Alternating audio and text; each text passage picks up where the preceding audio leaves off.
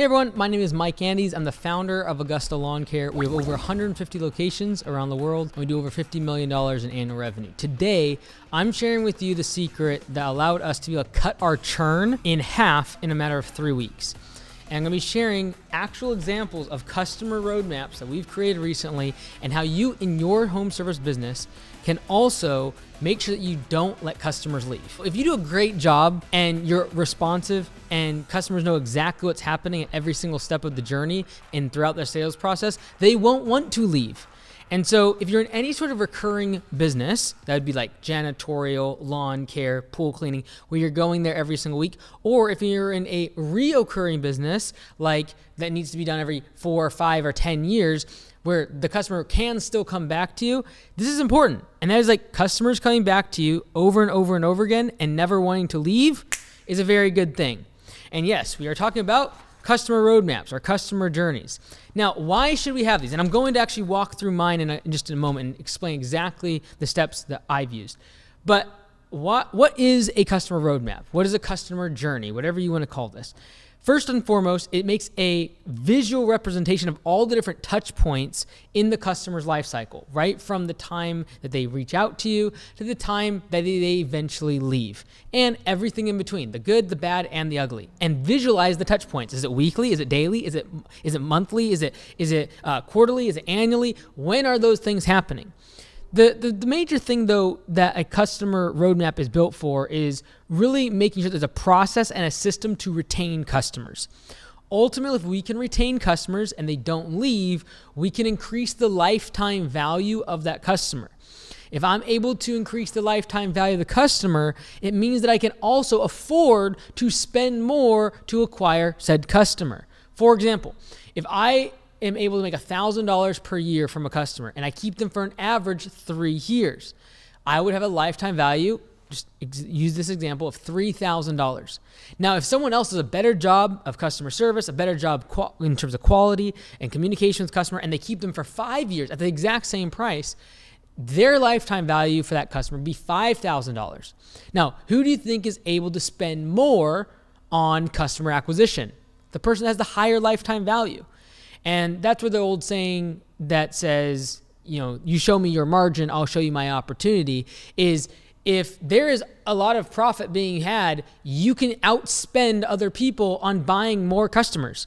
And this is why bigger companies get bigger, is because they have more margin, they have more profit, and because of that, they're able to go buy out other people in the form of outspending them on marketing. So if another company is only willing to spend $100 per customer that they acquire, and you're willing to spend $200, you're going to be able to outspend them and get all the customers. Another reason why having a customer roadmap and a customer journey is so important is it tells the customer what to expect next. So when a customer accepts an estimate from you, they should know what the next step of the roadmap is. Are they supposed to put a card on file? What's the date of service? What are the payment terms? These are the type of questions that customers have, and if you don't walk them through these, they will eventually get derailed. And when you're talking about a roadmap, you don't want them getting derailed. You want them to go through the entire process. It's going to increase the value to you as the business in terms of making sure they stay on. And ultimately, the customer doesn't want to leave. They want to have a good service. They want to be able to give you more money in order for you to solve more of their problems. So let's go actually through a couple of these in just a moment. But another thing that you want to address in a customer roadmap is what happens when things go wrong. What happens when customers are unhappy? How do they get support? How do they get back on track? What is the protocol? Do they phone you? Do they email you? Do they text you? Do they use your web chat on your website to reach out? I've seen people do that too. But being clear with how to support work when things don't go as they should is very important. All right, let's jump into this. This is the CoPilot roadmap. This is the roadmap we use for all the members inside of CoPilot CRM, software business, basically for home service business owners to make more money. Now, day one is orientation. All right. That is when we are literally just going to tell users all the different resources they have at their disposal in terms of instant chat, Zoom calls, phone calls, Facebook groups, etc. That's where we're going to talk all about that. Office hours with myself as the founder on the weekend. This is orientation. This would be in your business like getting an estimate that's been accepted. Now, once an estimate has been accepted, the job is not done. The problem has not been solved for the customer. And so we need to make sure there's a roadmap for the customer to know exactly what the next step of the process is. At Augusta Lawn Care, we make sure we send out what's called a thank you and welcome email after a job has been accepted. That thank you and welcome email is the bridge to the job getting done. And that is, when's the date of service? What are the payment terms? How do I communicate with you? Do I have to put a card on file? These are the type of things that need to be addressed in order for the job to actually be, in my opinion, on the schedule. It's not on the schedule once the customer clicks accept on the estimate, because they could go click accept on other people's estimate proposals. They could also still be out looking for estimates and accept theirs and then get on the schedule with them and put a 50% down payment. I want to collect payment information, I want to deposit, and I want a date of service scheduled as soon as possible to lock in that job. But you won't be able to do that if you don't have a client journey or a customer roadmap. So at CoPilot, day one is orientation. It's a live Zoom call. 14 days later, we do another Zoom call. This is the account checkup or the Q&A. Why do we do it 14 days later? Because that's when most people get frustrated. That's when most people are going to have complaints with your service. It's not in 6 months or a year and 2 years. Those customers are important, but most of your churn happens within the matter of the first several visits, the first few months. So you want to have as much interaction, as much touch points as possible at the very beginning. And yes, it's expensive to have these type of calls at CoPilot. It takes us a long time to break even on members because we have so much upfront support and getting people in the systems. But the ultimate thing is, if you can keep a customer and you do a great job in terms of home services, whether you mow grass, clean windows, clean gutters, does not matter what you do for home services. If you just do a good job, people will stay with you for a long time. But those first few visits, it's those first several weeks of service that you've got to get things dialed in. That's when they're going to have the most complaints, the most callbacks, the most yellow slips, the most adjustments to their work notes, their job notes, needs to happen in those first few visits. So be proactive about those touch points. And that's what we do at day 14 at CoPilot. Day 30, we now actually start to look into the future. We've been with them for now 30 days. We've had the relationship for 30 days. In your business, you've now done several services. They might have had a complaint or two. They might have adjusted their call notes. They might have adjusted their preferences on their account and how they pay or how they communicate. That's fantastic. Now I'm starting to look forward. In 30 days, I should be able to upsell them other services. So if you do mowing, now you should be able to have seen their property a few times and know that they also need weeding. They also could use a mulch install. They could also use fertilization. And so now I'm trying to solve more of their problems by giving them more value. All right. And ultimately, this entire client journey, customer journey, whatever you want to call it, this entire process adds value to the transaction. And in home services, the reason most of the time we get into this race to the bottom is because of the equation that is simply this. A transaction will go through as long as price is lower than value. Now, if a customer is kind of trying to weigh things out, they're not really sure if they're going to go forward, what it means is they're not sure if the value is higher than the price. And so when we're in that stage, the easy way to be able to make sure we consummate the sale and actually it goes through is to just lower price, because immediately the transaction will take place. And that's when you're like, well, I'll give you 20% off. And they take the deal. That's the easiest way to close the deal. What's harder is to increase value. When the customer's like, I don't know, increasing value is much more difficult. This is increasing value, creating touch points after they've given you the initial purchase to be able to make sure that, number one, they're onboarded correctly, and number two, that then you have a recipe that you follow every time to make sure that you keep solving more of their problems. And you're like, well, you're just interested in making more money because you're trying to sell them weed and feed, and you're trying to sell them gutter cleanouts when they just asked for mowing. You're right. I am trying to make more money. I'm trying to increase the lifetime value of the customer to me. I'm also trying to increase the value of my service to them so I can solve more of their problems. Getting the money is just a byproduct of solving their problem. And so they came to you to solve problems. And so if I can solve more of their problems, day 30 for CoPilot, we're thinking about their goals. We want to know, what is the goals of this business? Like, you didn't join CoPilot to get fancy features and software. You joined to grow your business. And your customers did not join your home service to get a fancy estimate or have a client portal or put their card on file. They came to your business in order to have a solution to their problem. And there are many problems that they encounter. So can we solve more of them? And so at CoPilot, on this goal session, we're trying to figure out what the business is trying to achieve over the next 12 months. What's their marketing budget? What's their hiring plan? Do they have cash on hand? And is it going up or is it going down? And making sure they actually have a strategy to reach their goals. The same way that you can create a strategy for your customer to be successful in your business, i.e., solve more of their problems. Do a property inspection. Over the course of time, look at what we do at CoPilot. 60 days later, we talk about automations. We're going to do a one-on-one with them about automations. Day 90, we talk about leads, using mass marketing, upsells, features inside of CoPilot. What are we trying? We're trying to add value to a service they've already paid. They're already paying for this, but I'm trying to add value. You're like, oh, I've already got them. I'm mowing their grass every week. Yeah, but there's other problems you can solve for them, and it will unlock value for you, and it will unlock value for them. Day 180, 6 months in, we're going to talk about their team, how they can their strategy for hiring and actually training and retaining their team. You're like, what's this got to do with software? Not a whole lot. Ultimately, I know that the customer didn't come to me to have software. They came to me because they wanted to grow their business and make it more profitable. And so I know that in addition to the problem of software, they have other problems like, how do I hire people? How do I make sure I automate that process? How do I retain great talent? These are problems I can help them solve in addition to the thing they're paying me for. And so maybe you send a newsletter giving education to your customers about your industry. Whether you're in heating and air conditioning, you talk about when you're going in the cold season, what you can do to increase efficiency of your home. Whether in lawn care, you talk about watering schedules. These are things you can do to add value to customers. And you're like, well, it's not actually making me money.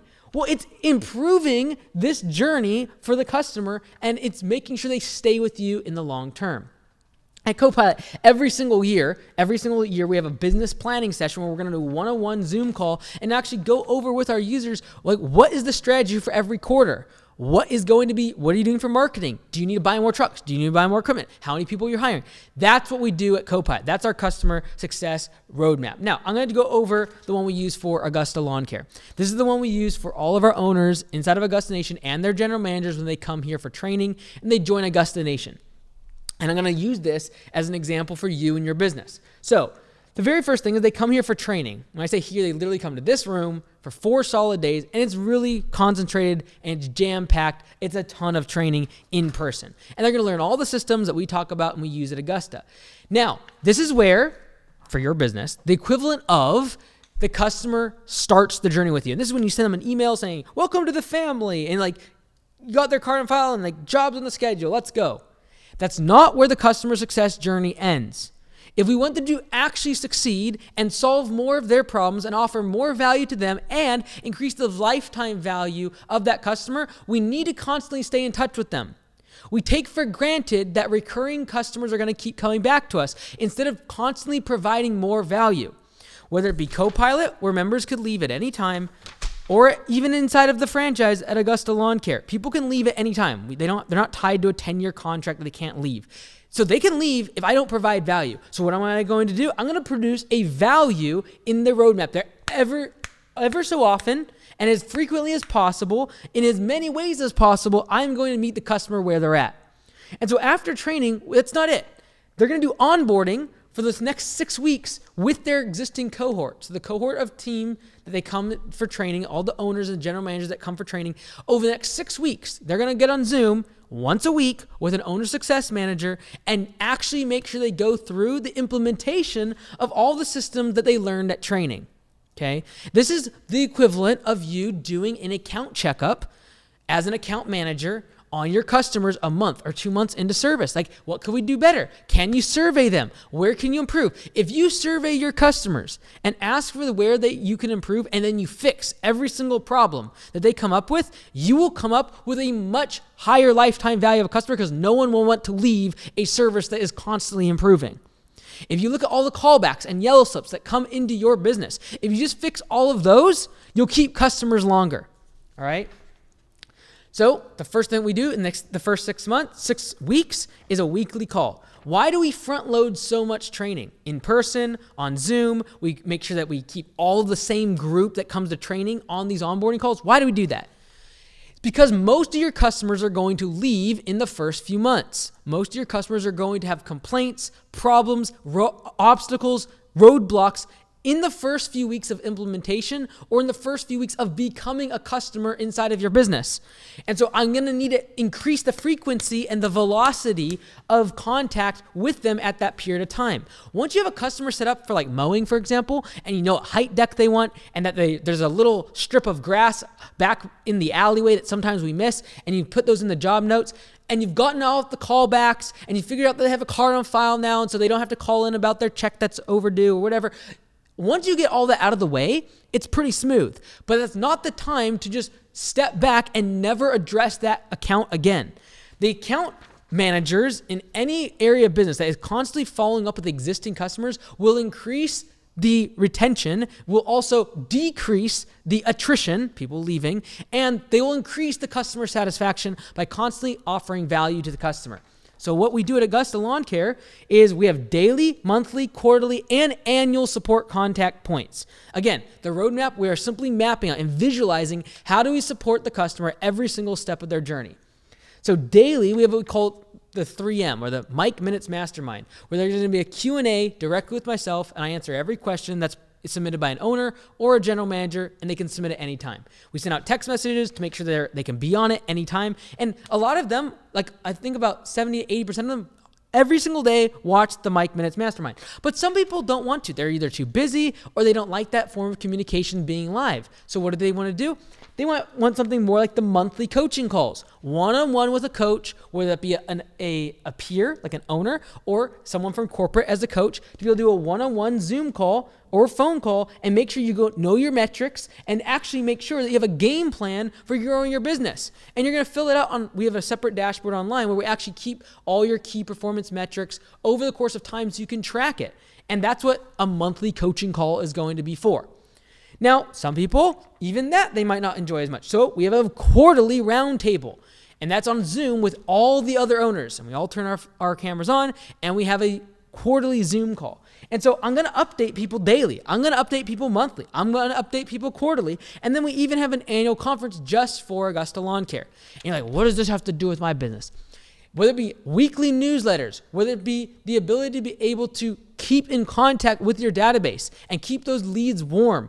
It's how frequently do you want to be communicated with?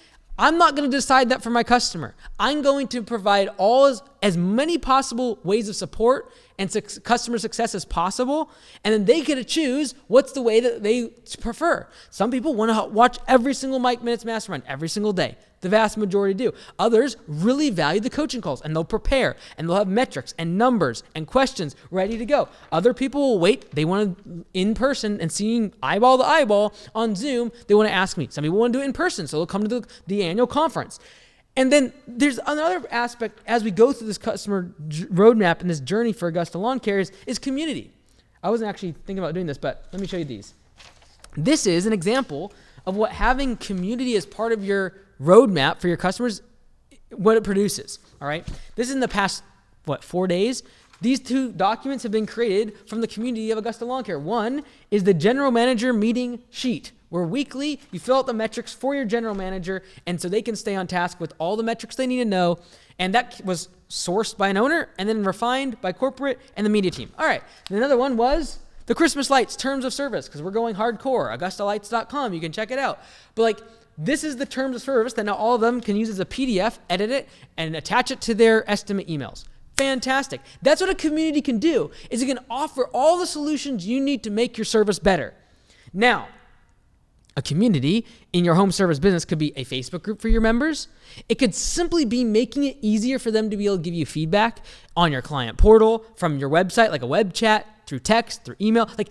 I'm not going to dictate everyone must call me between 12 p.m. and 4 p.m. every single day, because that's what I said. No, I'm going to allow them to email me. I'm going to allow them to text me. I'll have web chat. I'm going to have 24/7 where AI is going to answer my phone to be able to collect their information and get their problem solved. These are the type of things I'm trying to do when it comes to community. I'm taking care of them. I'm going to keep them notified of when they should be doing certain things surrounding my industry, like when to water their grass, when not to water their grass, what type of fertilizer are helpful this type of year. These are the type of things you can do to offer value and create community around your business. There are Facebook groups that I've seen for gyms, for example, that have hundreds of members, extremely, extremely valuable, and no one wants to leave, not the gym, they don't want to leave the community you built. And so build community around your business as much as possible. Share things like new employees that have come onto the team. If you're doing a nonprofit or some sort of giveaway, share that. Show that you donated your time or you did something for the community. These are ways to be able to create community around your product and service that is very, very sticky. Now, another thing that a roadmap should do for your customers is what happens when things go bad. How are customers supposed to respond to you when they have a complaint, when something is not going well, when they have non-sufficient funds, when they went through a calamity?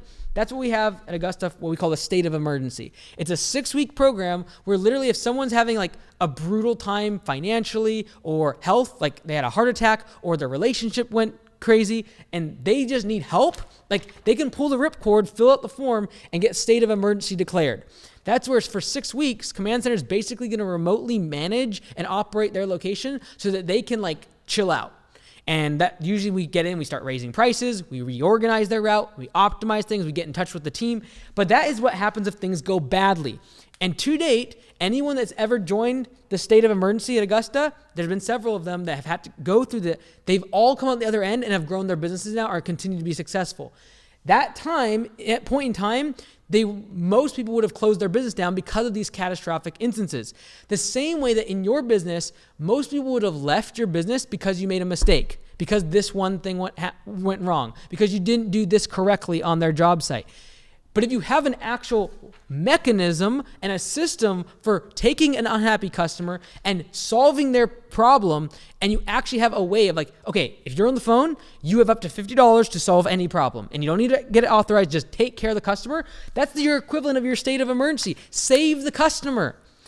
From the sake of just being a franchisor, outside of the fact that I love my franchisees and I love every single owner inside of Augusta Nation, this is a retention tool. I do not want them leaving Augusta Nation. I will never make $1 from them again. Just strictly from a business perspective, I am incentivized to keep them. And so if you actually care about your customer and you actually want to see them succeed, whether it be in business, in personal life, or just overall, you want to be a good member of the community, make sure that when things don't go well for them, you have a route to still retain them in the business. And everyone that's saying right now, like, well, that's greedy. You're just thinking about how to make as much money as possible from everyone else. You're right. I'm trying to increase the lifetime value of the customer. And I know that by having a customer roadmap, I will increase the value lifetime of that customer to my business because I will produce more value to the customer by solving more of their problems. I know that the real problem for someone at CoPilot is not the fact that they want fancy software. It's that they want to grow a business and make it more profitable. And so I'm going to create solutions around that problem. And if I can do that effectively, if I can do this effectively and have a roadmap that actually gets customers to success, I will never lose a customer again. If you want to watch a video right here about metrics and all the numbers you need to know along the journey, click this video right here. I think you'll like it.